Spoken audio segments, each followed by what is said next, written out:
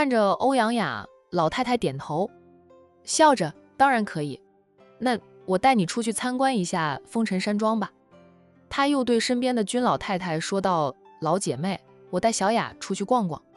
君老太太点头，麻烦老姐妹帮我招待欧阳小姐了。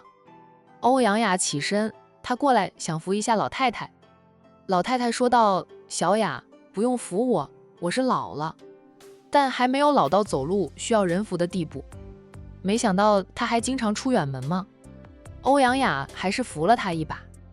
老太太很满意，她看中的孙媳妇不管是什么身份地位，品性都是一流的，品性要是不好，她也不会看重。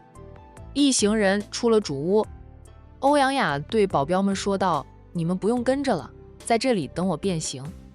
4名保镖恭敬地应着，停下了脚步，没有再跟随，目送着欧阳雅和战家的老夫人一起散步。春天来了，百花齐放，风尘山庄的春景挺美的。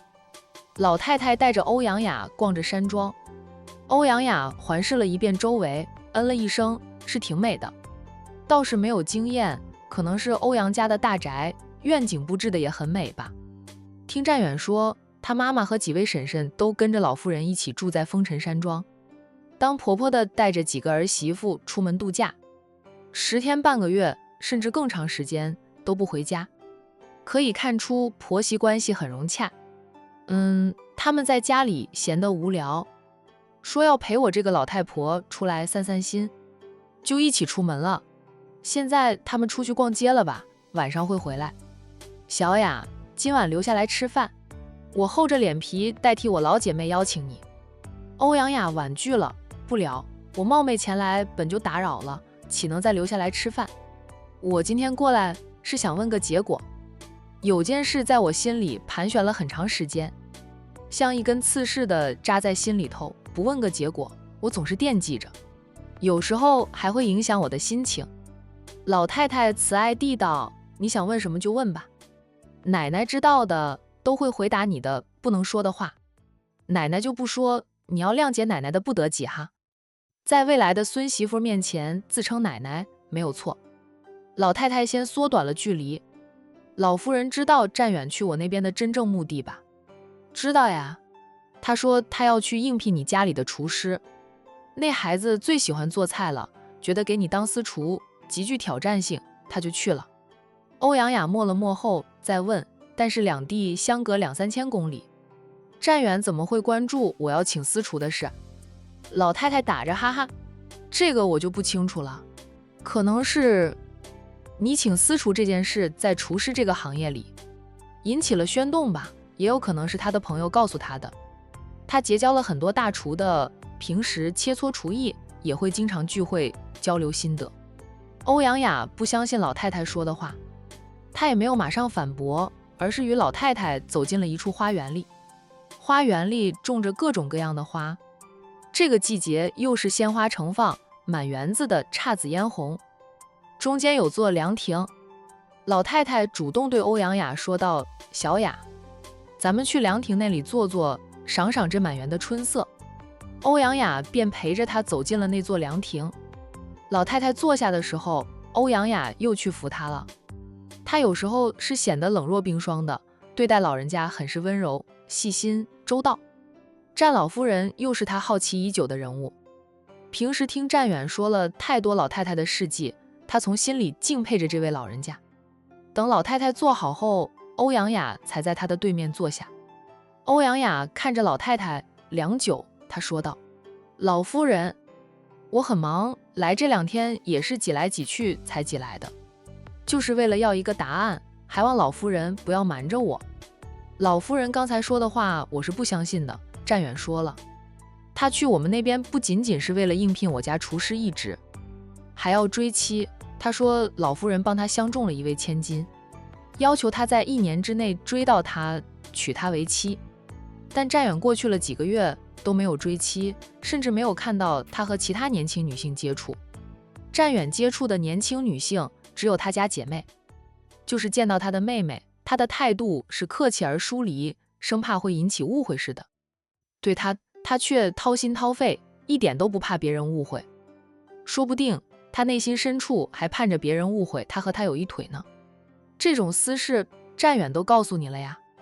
老太太笑道，我几个已婚的孙子，他们的老婆都是我帮他们长眼的，有了成功的例子后，我就做媒做上瘾了。后面那几个到了适婚年龄又没有女朋友的孙子，我也如法炮制，帮他们暗暗相看女孩子相中了，就让我孙子去追妻。婚姻嘛，是人生大事，要过一辈子的。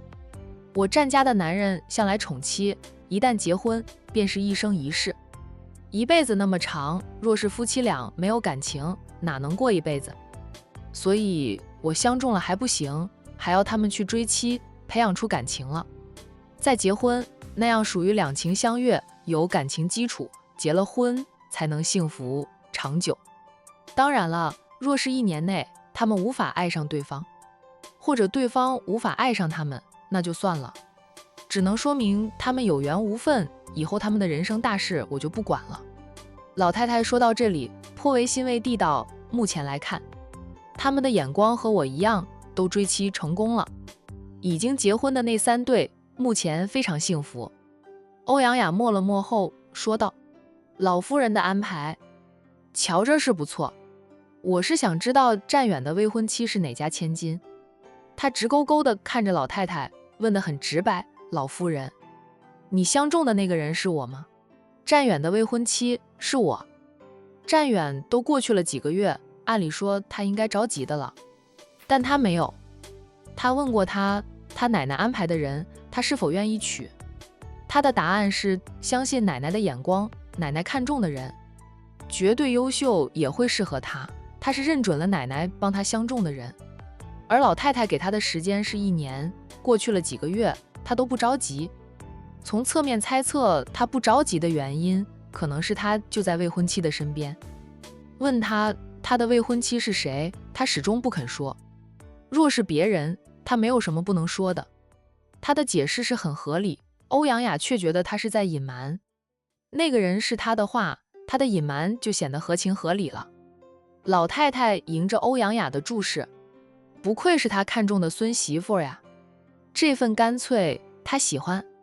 他没有马上给欧阳雅答案，而是反问欧阳雅，小雅为什么会认为战远的未婚妻是你？欧阳雅将他的猜测一一说出来，分析清晰，听着他的分析，任谁都会觉得他就是战远的未婚妻。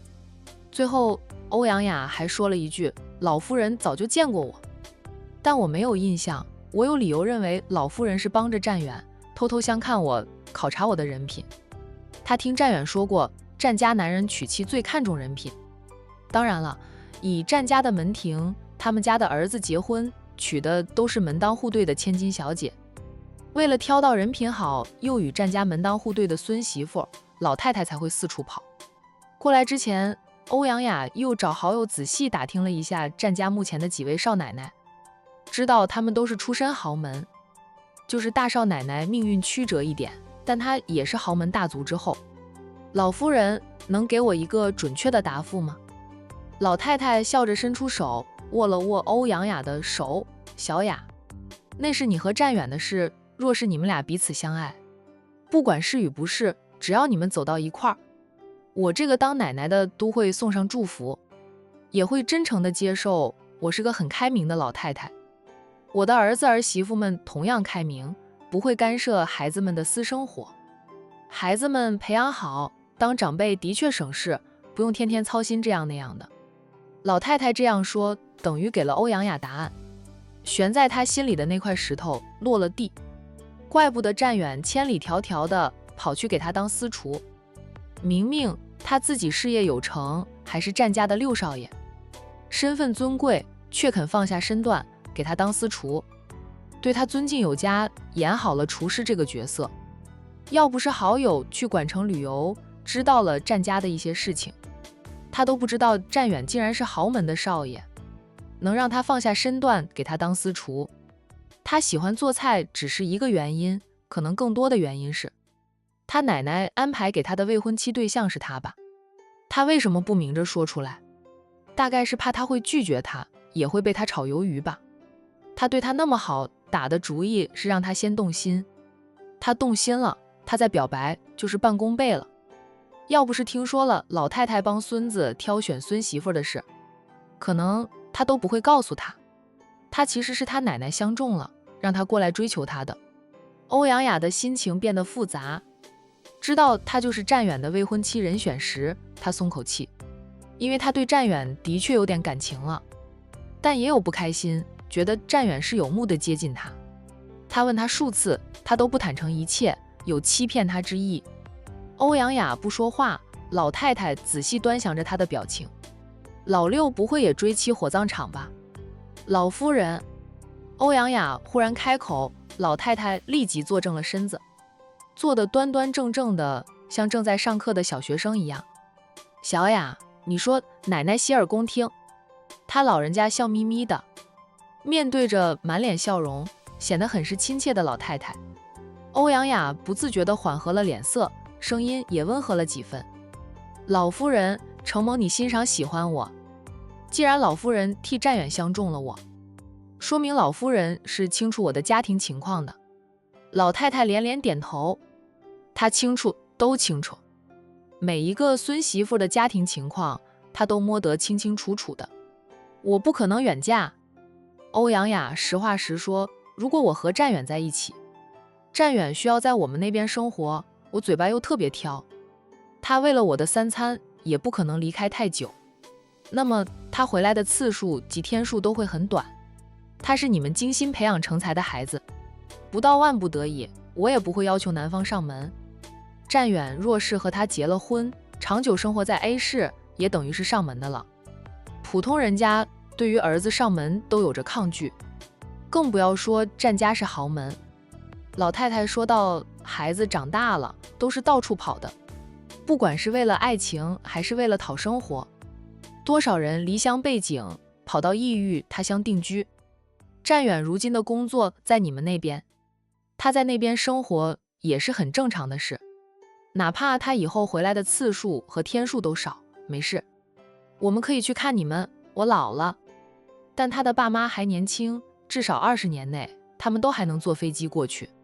20年后你的担子也能卸下来，到时候是想继续留在那边还是回管城，都是你们的自由。多少人的儿女成年生跑到大城市上班，然后在大城市买房、结婚、生子，生活在大城市里，鲜少再回老家。很多人都是过年才会回去看看，有些人则是好几年都不会回去。老夫人能代表你儿子儿媳妇吗？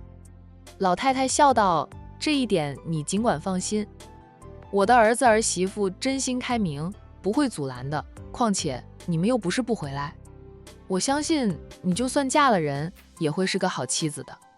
老人家很相信自己的眼光，他相中的孙媳妇就没有看走眼的，还有那3个儿媳妇，若不是他看中他们的人品，也不会同意儿子们结婚。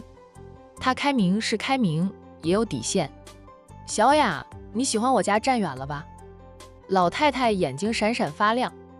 欧阳雅坦诚的道，我是喜欢他，第一次对一个男人动了心思，我不希望只是我一厢情愿，到最后还要分开，所以我着急想知道战远的未婚妻是谁，便有了这一次的冒昧拜访。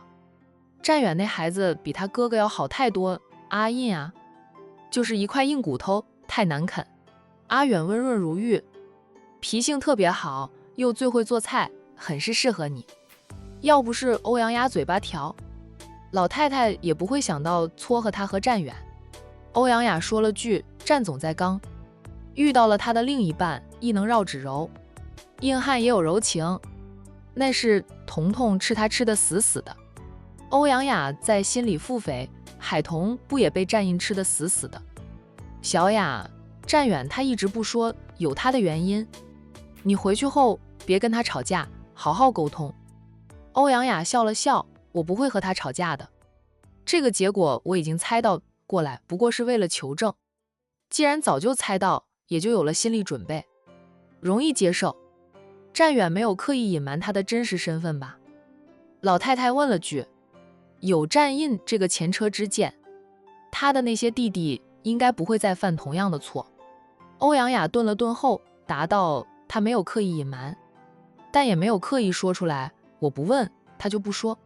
他还调查过战远，调查了2次呢，都没有摸清楚他的真实身份。这件事欧阳雅不好意思说出来，觉得丢脸。老太太替孙子说话，你不问他肯定不会说呀，总不能见着个人他都说我是管城战家的6少爷，你们对我好一点。欧阳雅笑，也是，如果你知道他是我战家的6少爷，你还会聘用他吗？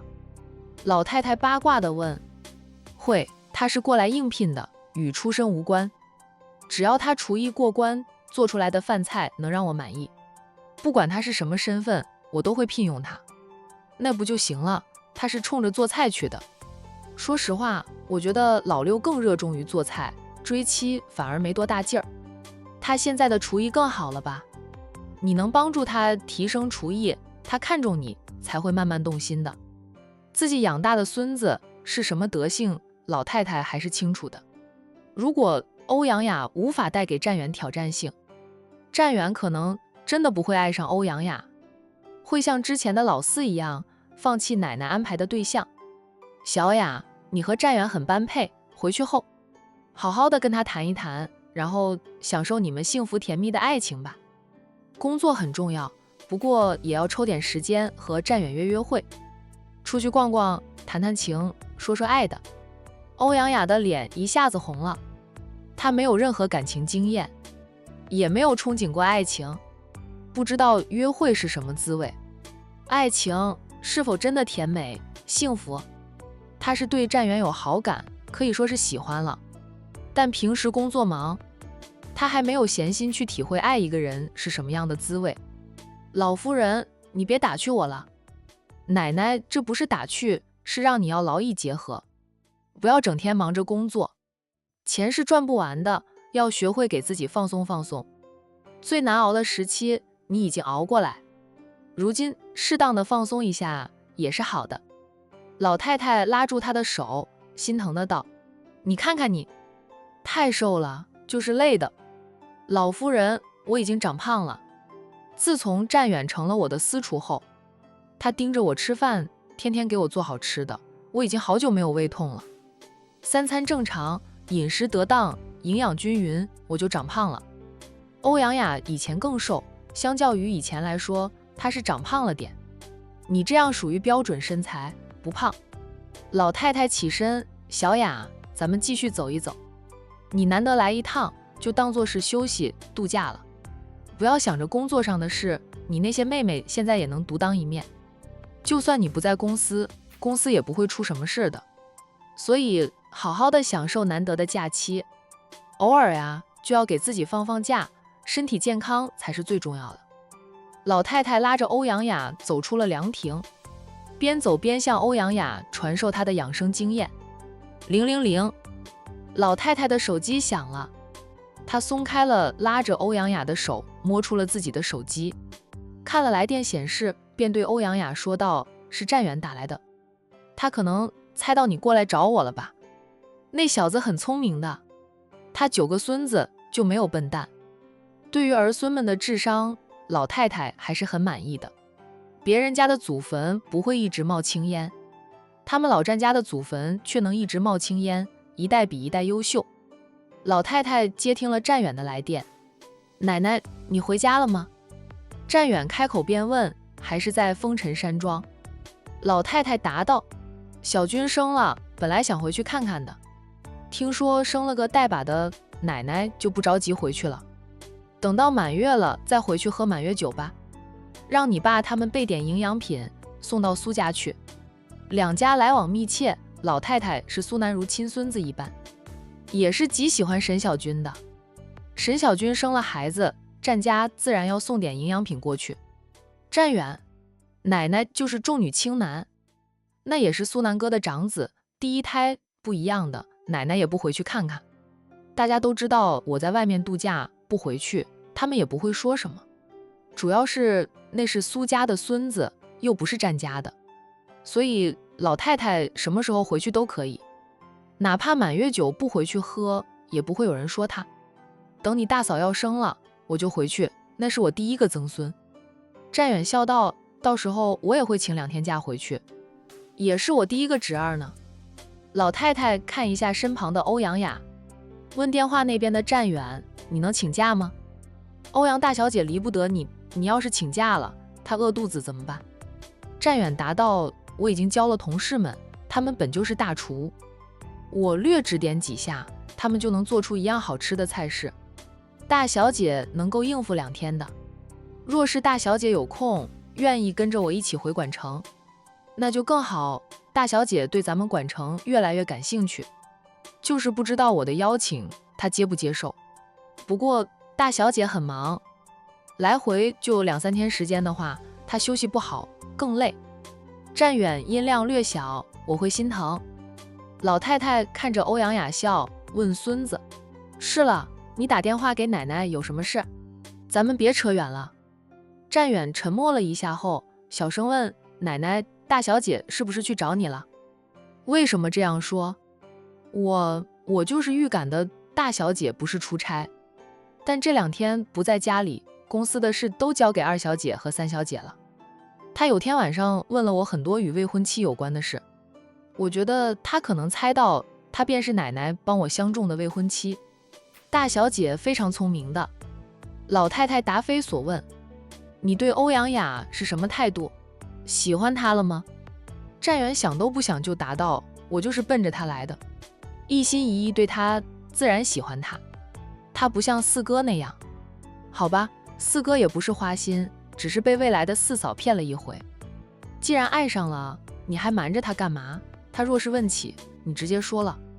老太太敛起笑容，提醒着战远，你别学你大哥，瞒到最后被你大嫂无意中发现了真相，感情差点破裂。奶奶，我怕说了，他会炒我鱿鱼，若是被炒了鱿鱼，离开了欧阳家以后，我想见到他很难，因为他太忙了，他没有那么多时间与我纠缠不休。战远担忧地道，我想等到他喜欢我了，我们两情相悦时，再告诉他，其实他就是奶奶帮我相中的媳妇儿，我会不远千里跑过来给他当私厨，是奔着追妻去的。给他当私厨不仅是照顾他的胃，也是想通过日常的相处能够培养出感情来。没有感情的婚不长久，没有感情他也不会娶，他更不会嫁。老太太笑了笑，你的忧虑也是有道理的。以我对欧阳雅的了解，若让他知道你其实是想追她为妻，他肯定不会聘用你。然后老太太将手机递给欧阳雅，欧阳雅一直跟在老太太身边，婆孙俩的对话她都听见了。她心里有点乱，不过并没有生气。战远给她当私厨，凭的是真本事。他是和众多应聘者一起竞争，过5关，斩六将，得到他亲自面试过关才上班的。在厨师这个职位上，他也尽职尽责。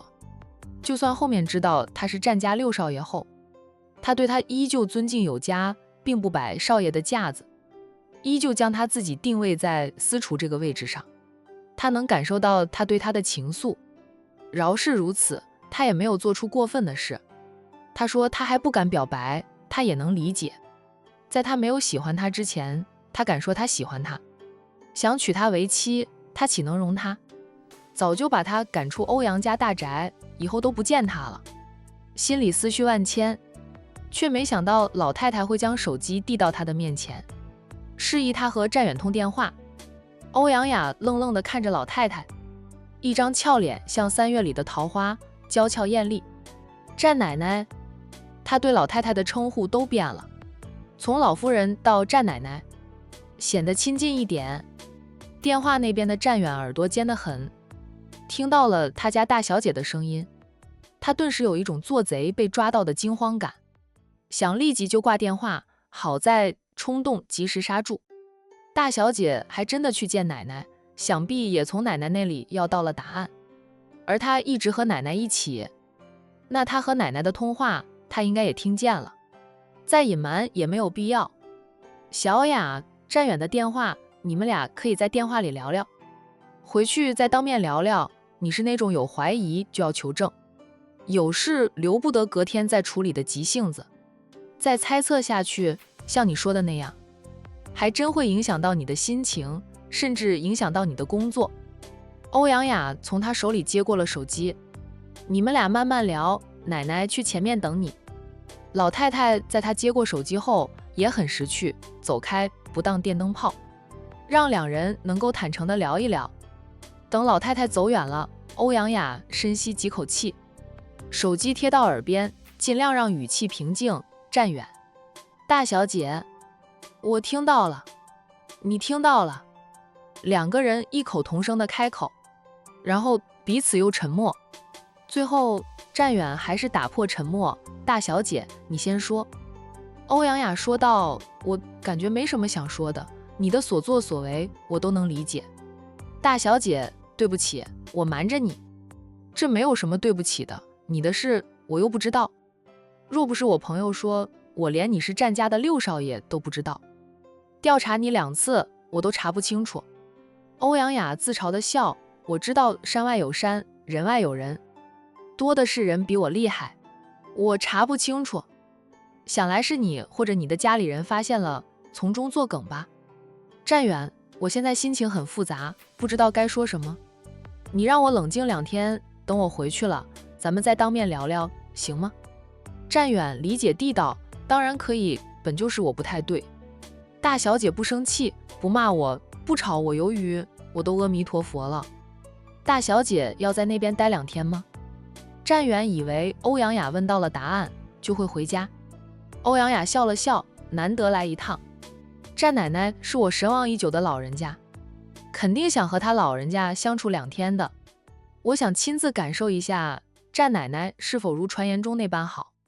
这2天就当作是自我放假吧，平时那么累，我也需要休息的。几个成年的妹妹都培养好了，能够与她一起分担家族的重担。偶尔她放松放松，给自己一个假期也是可以的。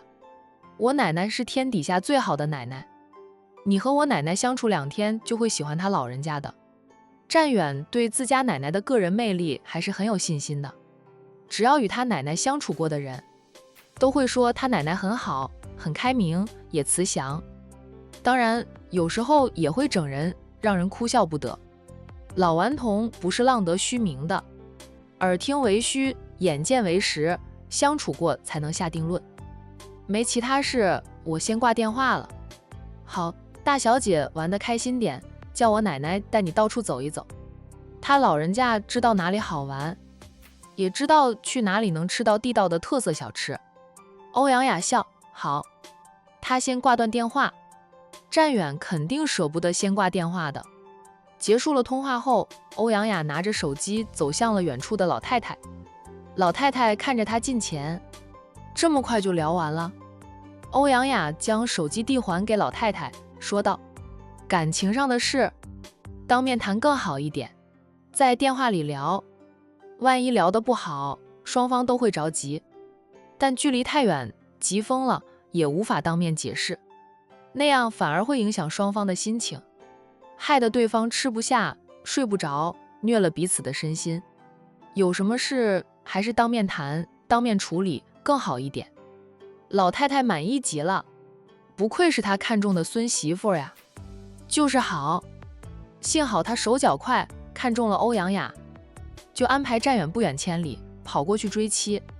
就算以后站远要留在那边生活，很少回管城，只要知道他家庭幸福，过得好，他们做长辈的就满足了。欧阳雅也不是那种不讲理的人，相信他以后还是会抽空陪着站远回管城跟家人团聚。小雅，奶奶就是喜欢你这样的性格，有什么事当面沟通最好了。老太太边夸着欧阳雅，边接回手机，揣进了裤兜里，然后又与欧阳雅一起往前面走去，边走边聊天。欧阳雅得到了答案，对老太太更显亲近。老太太不仅带她逛完了风尘山庄，还说晚上带她出去逛逛夜市，说她肯定没时间逛街。唐君业等人也被老太太叫回了风尘山庄，见到了准小儿媳妇，唐君业亦是欢喜不已，对欧阳雅100个满意，看得君老太太都羡慕不已。他老人家还有几个孙子，目前还处于单身状态的。老姐妹亲自去相看孙媳妇，再安排孙子去追妻，每一对都能成功，感情也好，君老太太也想有样学样了。君家还处于单身状态的几位少爷顿时瑟瑟发抖。欧阳雅在君家逗留了2天才回家的，等她回到欧阳家大宅时已经是深夜。